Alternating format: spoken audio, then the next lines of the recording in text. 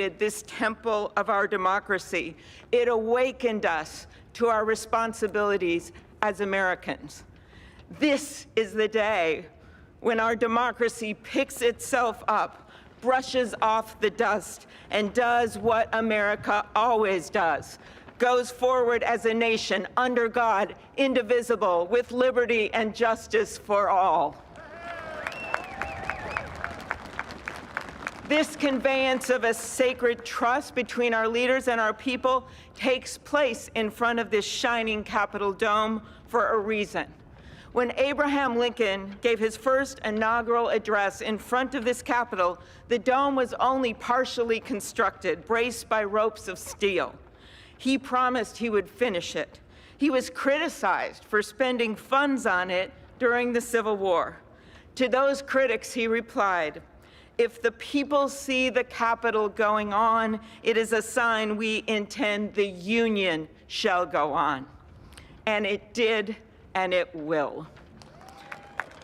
Generations of Americans gave their lives to preserve our republic in this place. Great legislation to protect civil rights and economic security and lead the world was debated and crafted under this dome. Now it falls on all of us, not just the two leaders we are inaugurating today, to take up the torch of our democracy, not as a weapon of political arson, but as an instrument for good. We pledge today never to take our democracy for granted as we celebrate its remarkable strength. We celebrate its resilience, its grit. We celebrate the ordinary people doing extraordinary things for our nation, the doctors and nurses on the front line of this pandemic, the officers in the Capitol, a new generation never giving up hope for justice. We celebrate a new president, Joe Biden, who vows to restore the soul of America and cross the river of our divides to a higher plane. And we celebrate our first African American, first Asian American, and first woman vice president, Kamala Harris, who stands on the shoulders of so many on this platform who have forged the way to this day. When she takes the oath of office, little girls and boys across the world will know that anything and everything is possible. And in the end, that is America, our democracy, a country of so much good. And today, on these Capitol steps and before this glorious field of flags, we rededicate ourselves to its cause. Thank you. It is now my honor to introduce to you the senator who has worked with me and so many others to make this ceremony possible, my friend and the chair of the inaugural committee, Missouri Senator Roy Blunt.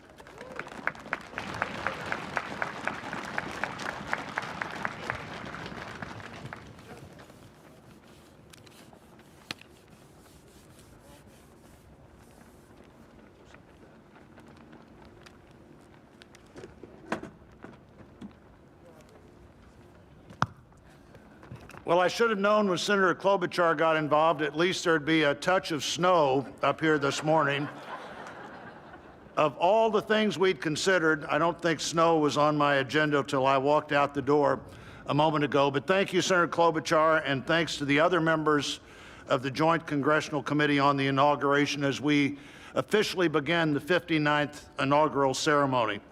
I also want to thank the Joint Committee staff and our partners, particularly our security partners, for the way they've dealt with unprecedented circumstances.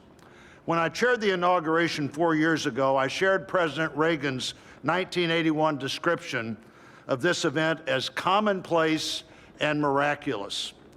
Commonplace because we've done it every 4 years since 1789. Miraculous because we've done it every 4 years since 1789. Americans have celebrated this moment during war, during depression, and now during pandemic. Once again, all three branches of our government come together as the Constitution envisions. Once again, we renew our commitment to our determined democracy Forging a More Perfect Union. That theme for this inauguration, Our Determined Democracy, Forging a More Perfect Union, was announced by the Joint Committee before the election with the belief that the United States can only fulfill its promise and set an example for others if we are always working to be better than we have been. The Constitution established that determined democracy with its first three words, declaring the people as the source of the government. The Articles of Confederation hadn't done that. The Magna Carta hadn't done that. Only the Constitution says the government exists because the people are the source of the reason it exists. They immediately followed those first three words with the words to form a more perfect union. The founders did not say to form a perfect union. They did not claim that in our new country nothing would need to be improved. Fortunately, they understood that always working to be better would be the hallmark of a great democracy. The freedoms we have today, the nation we have today, is not here just because it happened, and they aren't complete. A great democracy working through the successes and failures of our history, striving to be better than it had been. And we are more than we have been, and we are less than we hope to be. The assault on our Capitol at this very place just 2 weeks ago reminds us that a government designed to balance and check itself is both fragile and resilient.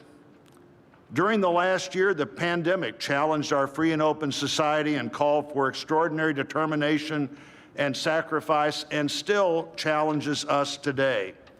Meeting that challenge head on have been and are healthcare workers, scientists, first responders, essential frontline workers, and so many others we depend on in so many ways. Today we come to this moment. People all over the world, as we're here, are watching and will watch what we do here. Our government comes together.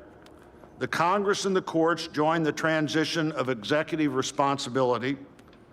One political party more pleased today and on every inaugural day than the other. But this is not a moment of division, it's a moment of unification. A new administration begins and brings with it a new beginning. And with that, our great national debate goes forward, and a determined democracy will continue to be essential in pursuit of a more perfect union and a better future for all Americans. What a privilege for me to join you today. Thank you.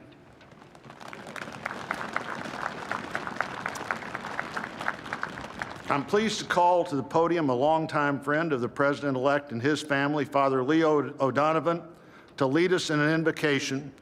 Please stand if you are able and remain standing for the national anthem and the pledge to our flag.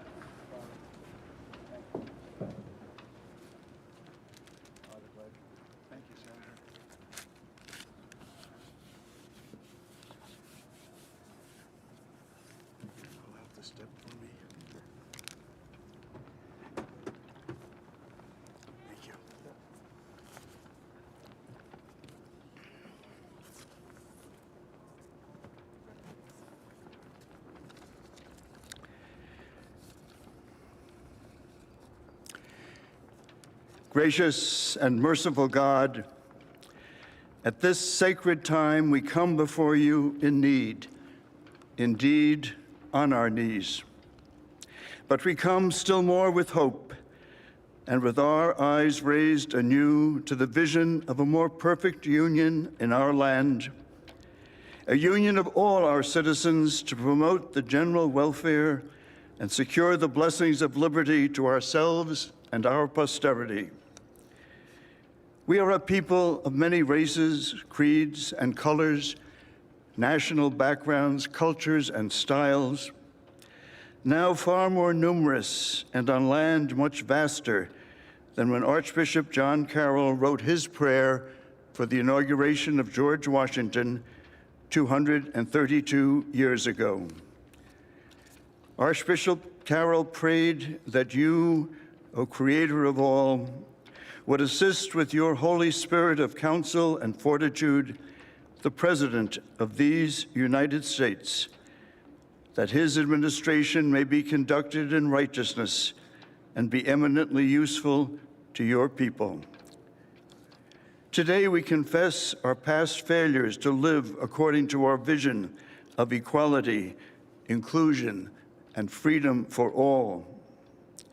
Yet we resolutely commit still more now to renewing the vision, to caring for one another in word and deed, especially the least fortunate among us, and so becoming a light for the world. There is a power in each and every one of us that lives by turning to every other one of us, a thrust of the Spirit to cherish and care and stand by others, and above all, those most in need. It is called love, and its path is to give ever more of itself. Today, it is called American patriotism, born not of power and privilege, but of care for the common good, with malice toward none and with charity for all. For our new president, we beg of you the wisdom Solomon sought when he knelt before you and prayed for an understanding heart, so that I can govern your people and know the difference between right and wrong. We trust in the counsel of the letter of James. If any of you lacks wisdom, you should ask God, who gives generously to all without finding fault, and it will be given to you. Pope Francis has reminded us how important it is to dream together. By ourselves, he wrote, we risk seeing mirages, things that are not there. Dreams, on the other hand, are built together. Be with us, holy mystery of love, as we dream together. Help us under our new president to reconcile the people of our land, restore our dream and invest it with peace and justice and the joy that is the overflow of love. To the glory of your name, forever, amen.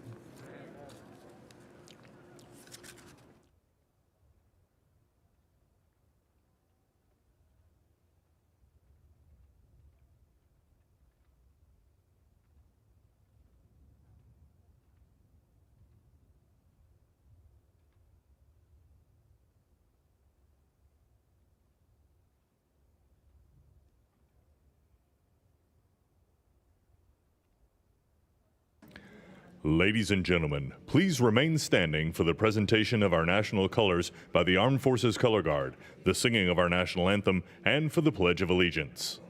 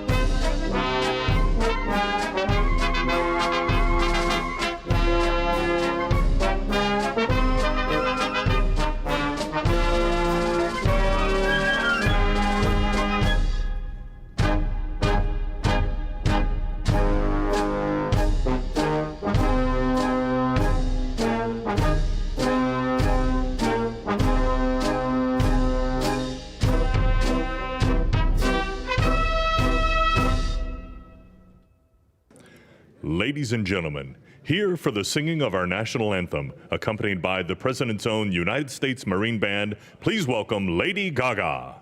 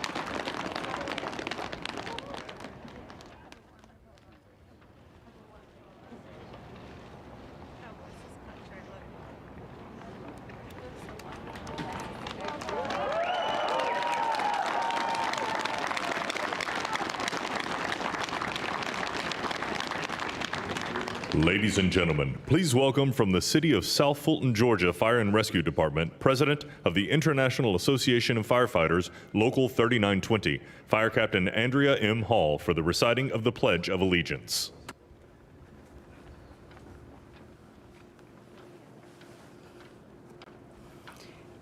I pledge allegiance to the flag of the United States of America and to the republic for which it stands, one nation, under God, indivisible, with liberty and justice for all.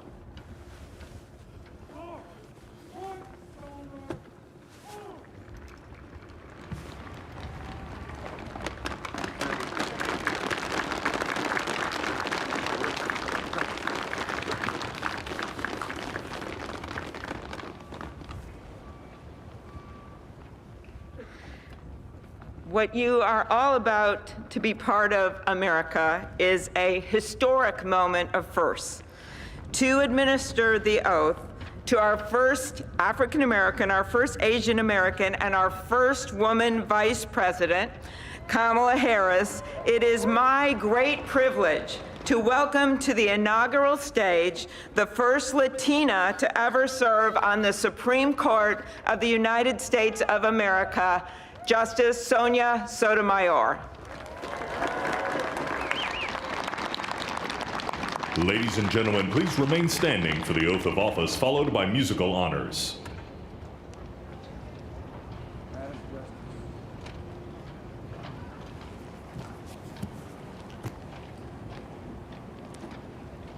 Please raise your right hand and repeat after me. I, Kamala Davy Harris, do solemnly swear I, Kamala Davy Harris, do solemnly swear that I will support and defend the Constitution of the United States that I will support and defend the Constitution of the United States against all enemies, foreign and domestic, against all enemies, foreign and domestic, that I will bear true faith and allegiance to the same, that I will bear true faith and allegiance to the same, that I take this obligation freely, that I take this obligation freely, without any mental reservation or purpose of evasion, without any mental reservation or purpose of evasion, that I will well and faithfully discharge that I will well and faithfully discharge the duties of the office on which I am about to enter. the duties of the office upon which I am about to enter. So help me God. So help me God. All right.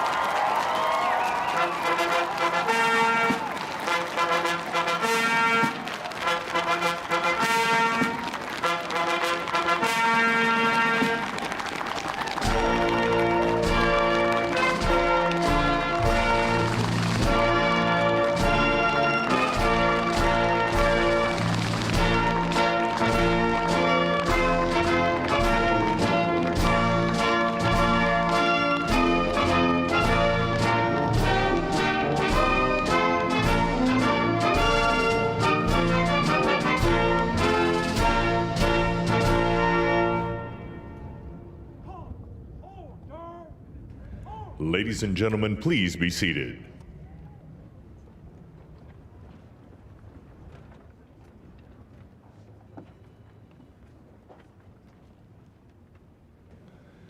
Please welcome Jennifer Lopez to perform This Land Is Your Land and America the Beautiful, accompanied by members of the President's Own United States Marine Band.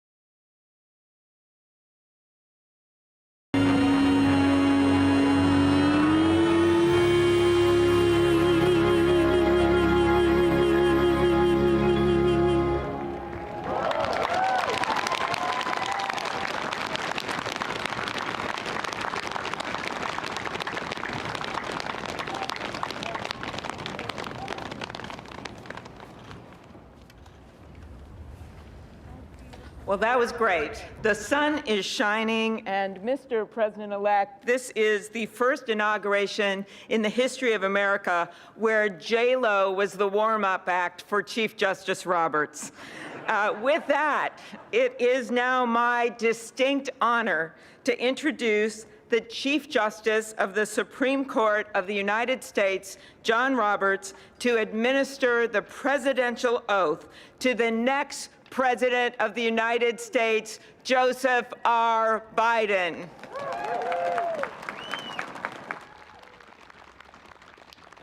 Ladies and gentlemen, please stand for the oath of office, followed by musical honors.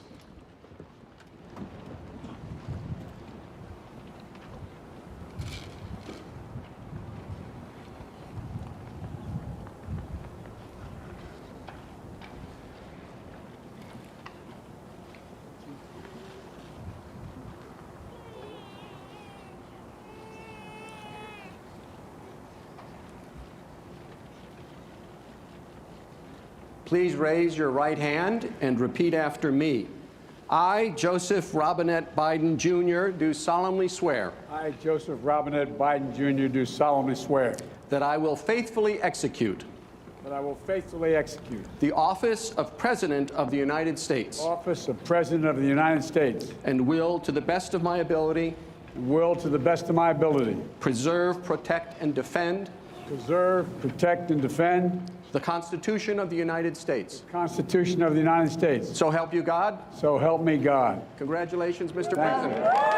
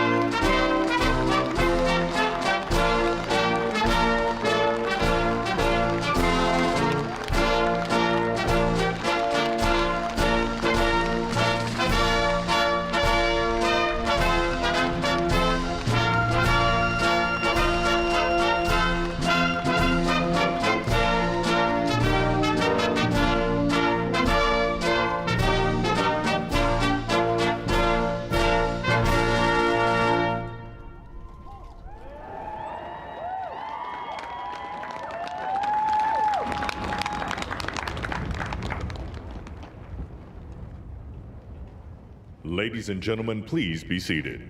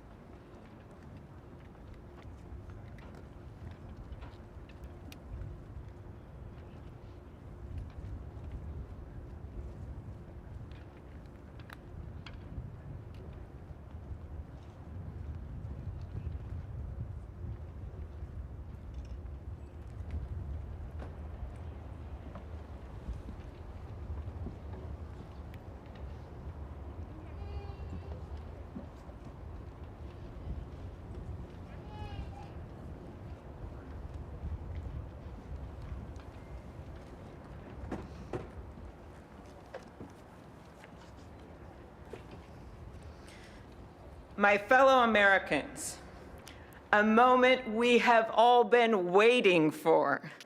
It is now my great privilege and high honor to be the first person to officially introduce the 46th President of the United States, Joseph R. Biden, Jr.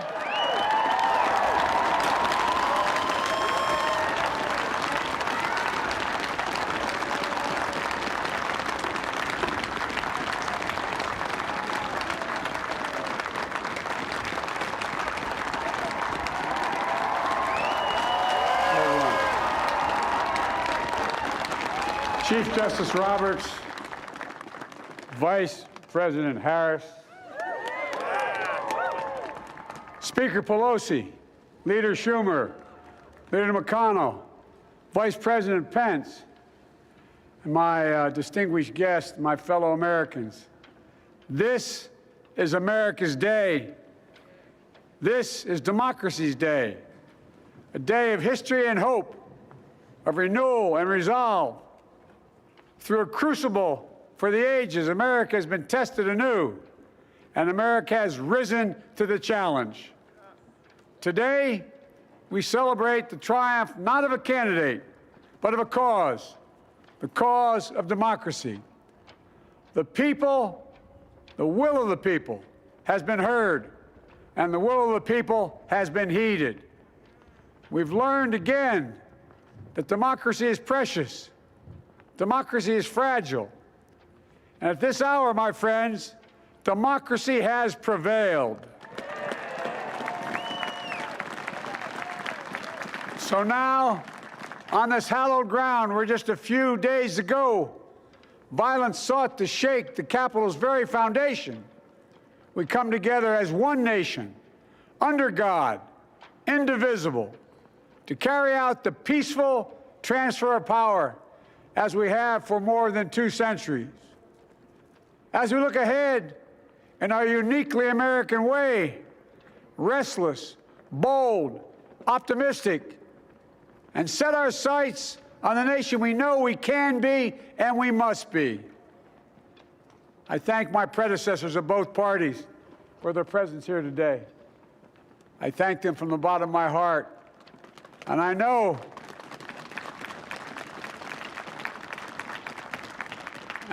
the resilience of our Constitution and the strength of our nation, as does President Carter, who I spoke with last night, who cannot be with us today, but whom we salute for his lifetime in service. I've just taken the sacred oath each of those patriots have taken, the oath first sworn by George Washington. But the American story depends not on any one of us, not on some of us, but on all of us, on we, the people, who seek a more perfect union. This is a great nation. We are good people. And over the centuries, through storm and strife, in peace and in war, we've come so far, but we still have far to go. We'll press forward with speed and urgency, for we have much to do in this winter of peril and significant possibilities. Much to repair, much to restore, much to heal, much to build, and much to gain. Few people in our nation's history have been more challenged or found a time more challenging or difficult than the time we're in now.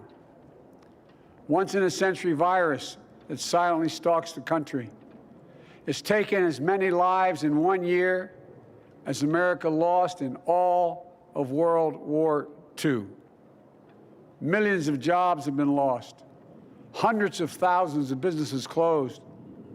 A cry for racial justice, some 400 years in the making, moves us. The dream of justice for all will be deferred no longer. A cry for survival comes from the planet itself, a cry that can't be any more desperate or any more clear. And now, a rise of political extremism, white supremacy, domestic terrorism, that we must confront and we will defeat. To overcome these challenges, to restore the soul and secure the future of America, requires so much more than words. It requires the most elusive of all things in a democracy: unity. Unity.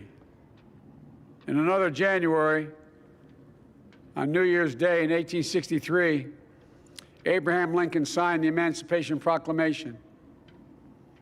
When he put pen to paper, the president said, and I quote, "If my name ever goes down into history It'll be for this act, and my whole soul is in it. My whole soul is in it. Today, on this January day, my whole soul is in this, bringing America together, uniting our people, uniting our nation. And I ask every American to join me in this cause.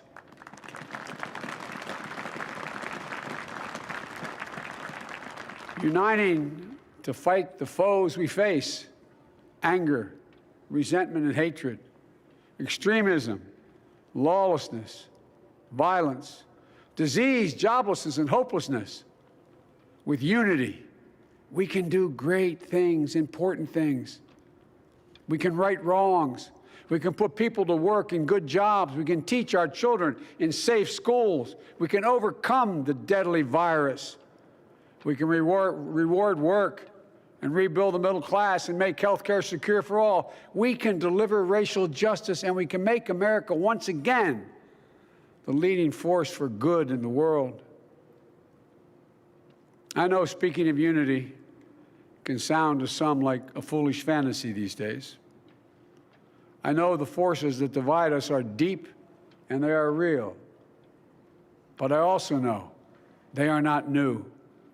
Our history has been a constant struggle between the American ideal that we're all created equal and the harsh, ugly reality that racism, nativism, fear, demonization have long torn us apart. The battle is perennial, and victory is never assured. Through Civil War, the Great Depression, World War, 9/11, through struggle, sacrifice, and setbacks, our better angels have always prevailed. In each of these moments, enough of us have come together to carry all of us forward. And we can do that now. History, faith, and reason show the way of unity. We can see each other not as adversaries, but as neighbors. We can treat each other with dignity and respect.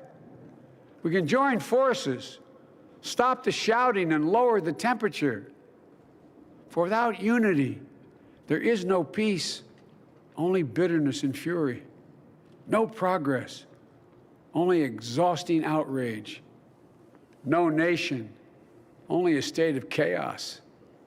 This is our historic moment of crisis and challenge, and unity is the path forward. And we must meet this moment as the United States of America. If we do that, I guarantee you we will not fail. We have never, ever, ever, ever failed in America when we've acted together. And so today, at this time, in this place, let's start afresh, all of us. Let's begin to listen to one another again, hear one another, see one another, show respect to one another. Politics doesn't have to be a raging fire, destroying everything in its path. Every disagreement doesn't have to be a cause for total war. And we must reject the culture in which facts themselves are manipulated and even manufactured.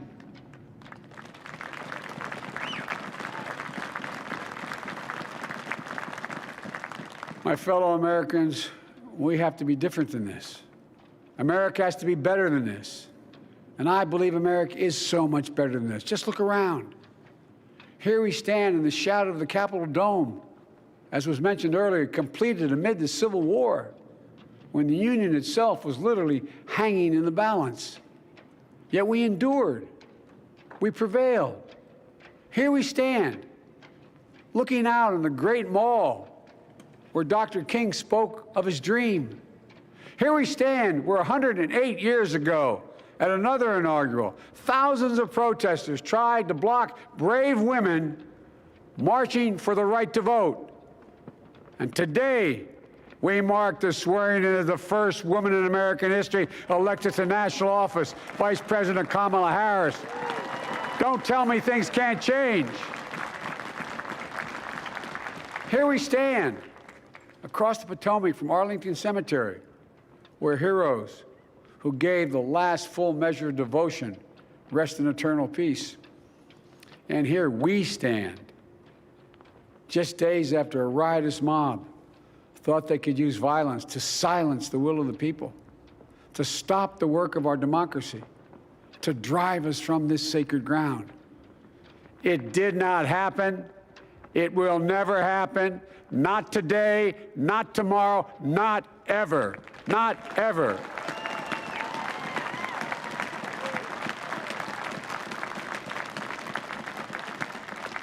To all those who supported our campaign, I'm humbled by the faith you've placed in us. To all those who did not support us, let me say this. Hear me out as we move forward. Take a measure of me and my heart. And if you still disagree, so be it. That's democracy. That's America. The right to dissent peaceably within the guardrails of our republic is perhaps this nation's greatest strength. Yet hear me clearly. Disagreement must not lead to disunion. And I pledge this to you. I will be a president for all Americans. All Americans. And I promise you, I will fight as hard for those who did not support me as for those who did.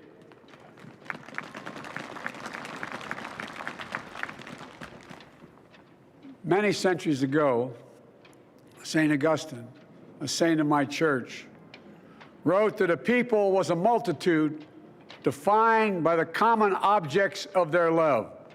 Defined by the common objects of their love. What are the common objects we as Americans love that define us as Americans? I think we know. Opportunity, security, liberty, dignity, respect, honor, and yes, the truth. Recent weeks and months have taught us a painful lesson. There is truth and there are lies. Lies told for power and for profit. And each of us has a duty and a responsibility as citizens, as Americans, and especially as leaders. Leaders who have pledged to honor our Constitution and protect our nation, to defend the truth and defeat the lies. Look, I understand that many of my fellow Americans view the future with fear and trepidation. I understand they worry about their jobs. I understand, like my dad, they lay at bed at night, staring at the ceiling, wondering, can I keep my health care? Can I pay my mortgage? Thinking about their families, about what comes next. I promise you, I get it. But the answer is not to turn inward, to retreat into competing factions, distrusting those who don't look like you, or worship the way you do, or don't get their news from the same sources you do. We must end this uncivil war that pits red against blue, rural versus urban, conservative versus liberal. We can do this if we open our souls instead of hardening our hearts, if we show a little tolerance and humility, and if we're willing to stand in the other person's shoes, as my mom would say, just for a moment, stand in their shoes. Because here's the thing about life. There's no accounting for what fate will deal you. Some days, when you need a hand. There are other days when we're called to lend a hand. That's how it has to be. That's what we do for one another. And if we are this way, our country will be stronger, more prosperous, more ready for the future. And we can still disagree. My fellow Americans, in the work ahead of us, we're going to need each other. We need all our strength to persevere through this dark winter. We're entering what may be the toughest and deadliest period of the virus. We must set aside politics and finally face this pandemic as one nation. One nation. And I promise you this, as the Bible says, weeping may endure for a night, but joy cometh in the morning. We will get through this together. Together. Look, folks, all my colleagues I serve with in the House and the Senate up here, we all understand the world is watching all of us today. So here's my message to those beyond our borders. America has been tested, and we've come out stronger for it. We will repair our alliances and engage with the world once again, not to meet yesterday's challenges, but today's and tomorrow's challenges. And we'll lead not merely by the example of our power, but by the power of our example.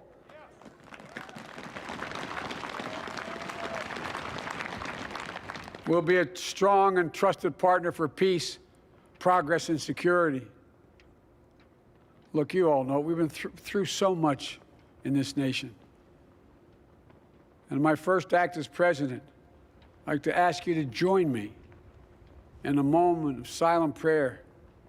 Remember all those who we lost in this past year to the pandemic, those 400,000 fellow Americans, moms, dads, husbands, wives, sons, daughters, friends, neighbors, and coworkers. We'll honor them by becoming the people and the nation we know we can and should be. So I ask you, let's say a silent prayer for those who've lost their lives and those left behind, and for our country.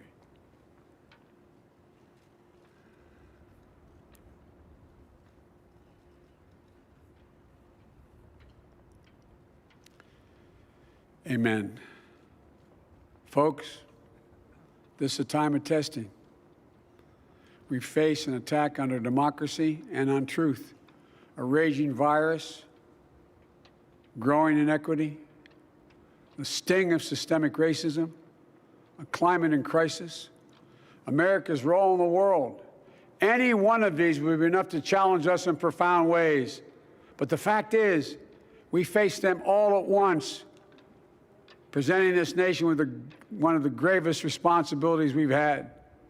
Now we're going to be tested. Are we going to step up, all of us?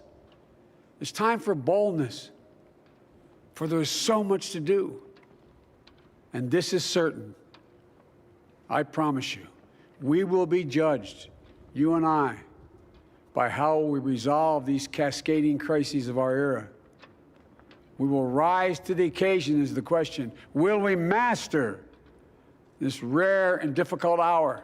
Will we meet our obligations and pass along a new and better world to our children? I believe we must. I'm sure you do as well. I believe we will. And when we do, we'll write the next great chapter in the history of the United States of America, the American story. A story that might sound something like a song that means a lot to me. It's called American Anthem. There's one verse that stands out, at least for me, and it goes like this. The work and prayers of century have brought us to this day. What shall be our legacy? What will our children say? Let me know in my heart when my days are through, America, America, I gave my best to you. Let's us add our own work and prayers to the unfolding story of our great nation. If we do this, then when our days are through, our children and our children's children will say of us, they gave their best, they did their duty, they healed a broken land. My fellow Americans, I close the day where I began, with the sacred oath. Before God and all of you, I give you my word. I will always level with you. I will defend the Constitution. I'll defend our democracy. I'll defend America. And I'll give all of you, keep everything I do in your service, thinking not of power, but of possibilities, not of personal interest, but the public good. And together, we shall write an American story of hope, not fear, of unity, not division, of light, not darkness, a story of decency and dignity, love and healing, greatness and goodness. May this be the story that guides us, the story that inspires us, and the story that tells ages yet to come that we answered the call of history. We met the moment. Democracy and hope, truth and justice did not die on our watch, but thrived. That America secured liberty at home and stood once again as a beacon to the world. That is what we owe our forebears, one another, and generation to follow. So, with purpose and resolve, we turn to those tasks of our time, sustained by faith, driven by conviction, and devoted to one another and the country we love with all our hearts. May God bless America, and may God protect our troops. Thank you, America.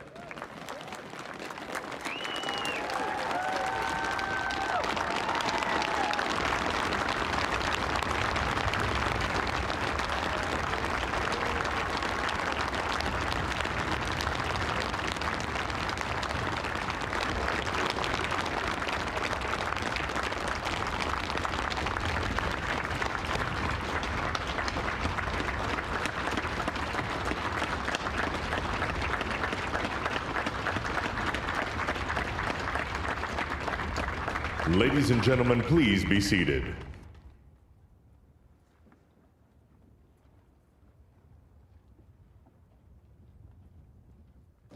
Ladies and gentlemen, please welcome Garth Brooks to perform Amazing Grace.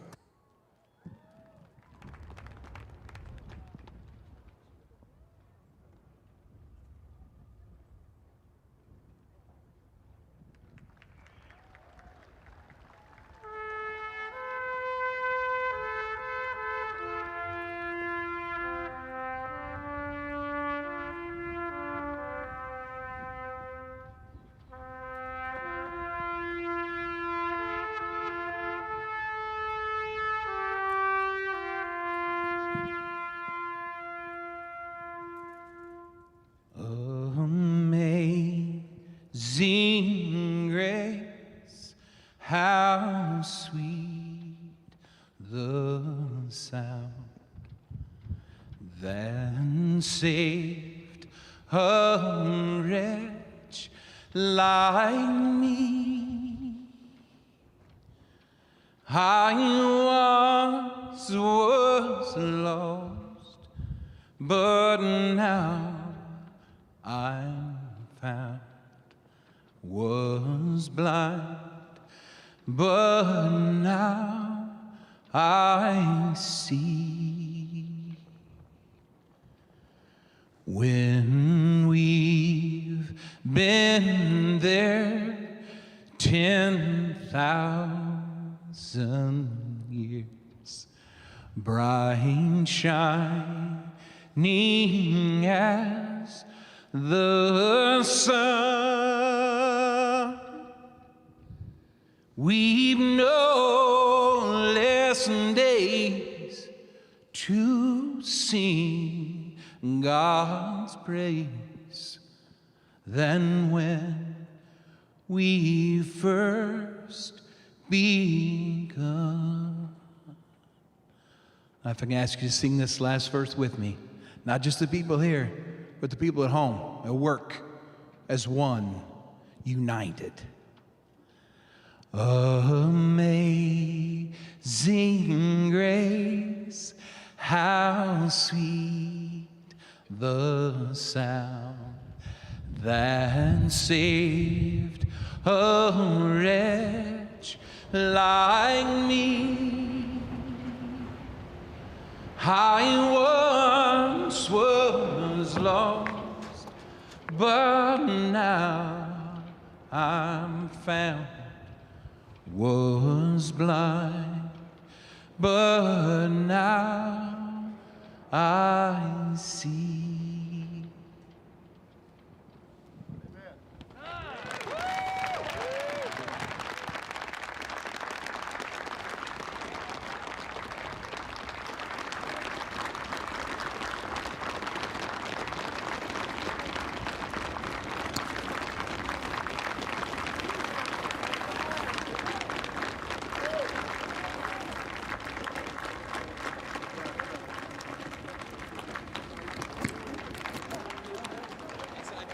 Hard not to be reminded of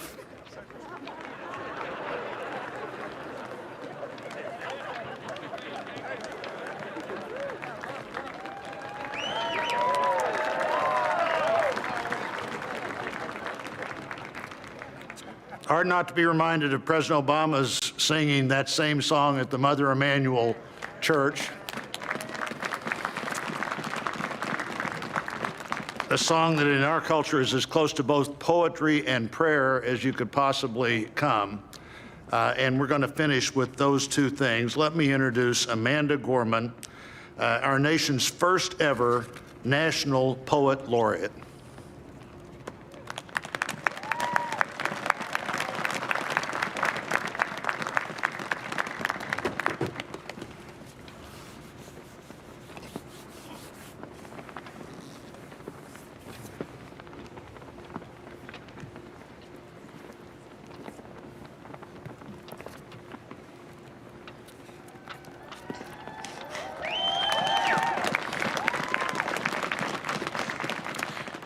Mr. President, Dr. Biden, Madam Vice President, Mr. Emhoff, Americans, and the world. When day comes, we ask ourselves, where can we find